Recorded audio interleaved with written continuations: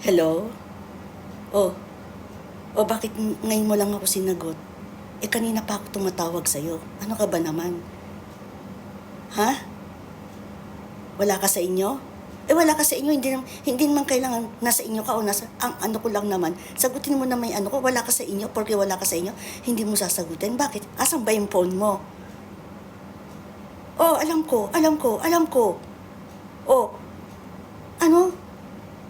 Wala yung phone mo sa inyo? Nasa yung phone mo?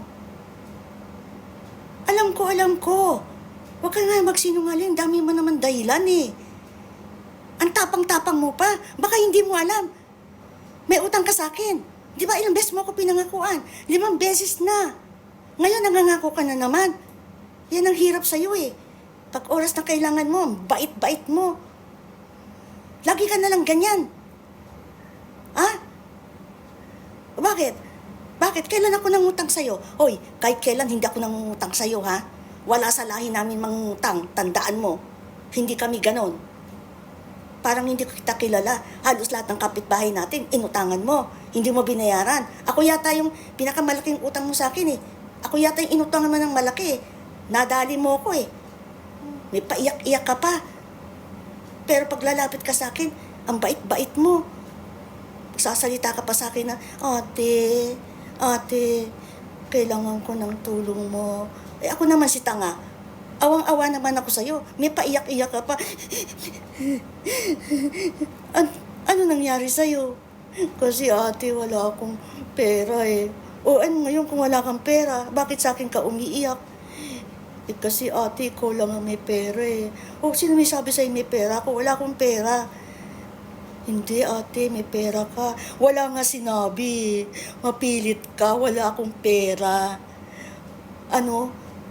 Ano yun? Wala naman akong suot na alahas ah. Porque ba may alahas, mayaman na? Tumigil ka. Hindi ako mayaman.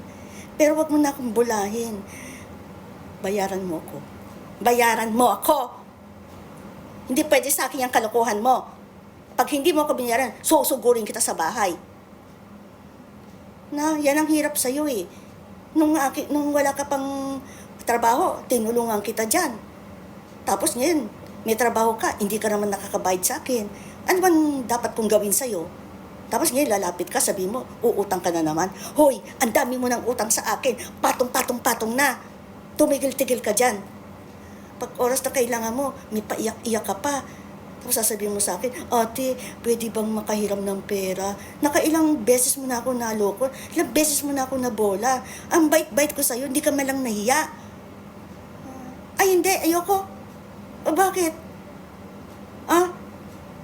Anong pakialam ko? Naku, tumigil ka ha? Baka hindi mo ako kilala. Oo, mabait ako pero masama kung magalit.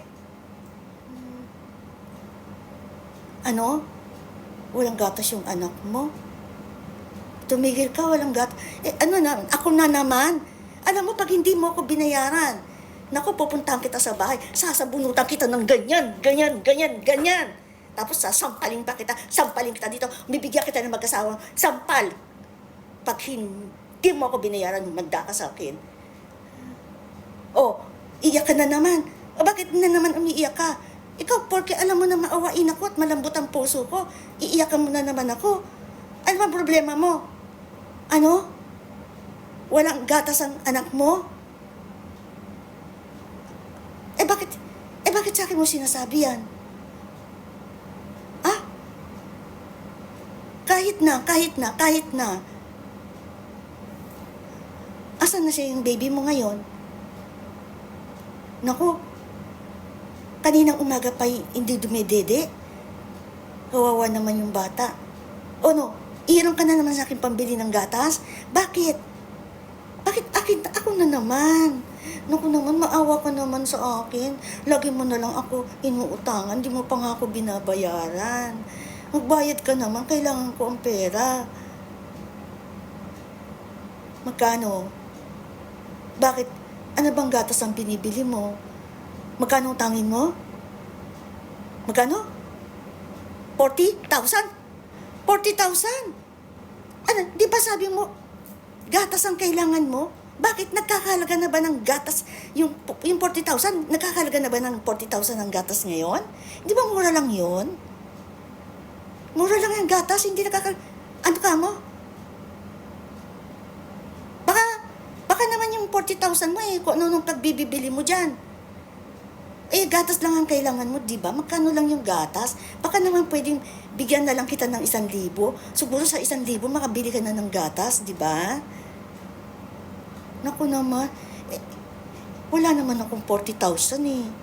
Bakit ba 40,000 ang hinihingi mo sa akin? Gatas lang naman ang bibilin mo. Ano? Magsha-shopping ka pa? Uy, ang luho mo naman. Magsha-shopping ka pa? Mangungutang ka para mag-shopping? Aba, pati ba naman shopping mo, sagot ko pa. Di, gatas na lang ang bibigay ko sa'yo para makabili ang gatas yung anak mo. Alam mo, kung hindi ko lang inaanak yung anak mo, hindi ako magbibigay ng gatas sa'yo. Hindi ako magbibigay ng pambili ng gatas. Oh, bakit hindi pa pwede yung 1,000? Magkano ba kailangan mo? Huwag ka na mag-shopping, okay? Huwag ka na mag-shopping. Bili ka na lang ng gatas ng anak mo, okay? Padidiin mo na yung anak mo kasi kawawa naman, ha? Hindi kita mabibigyan ng 40,000 kasi wala akong ganung pera. Wala rin akong pera, kailangan ko rin ng pera eh. Tumigil-tigil ka. Tapos niyan, pag binigyan kita ng panggatas ng anak mo, bayaran mo na ako, ha? Oo. Ano? 5,000? Hindi naman 5,000 yung gatas, di ba? Sa 1,000 pwede na. Ano? 5,000 yung gatas? Paano naging 5,000 yun? Ha? Suso ng ano? Suso ng kalabaw?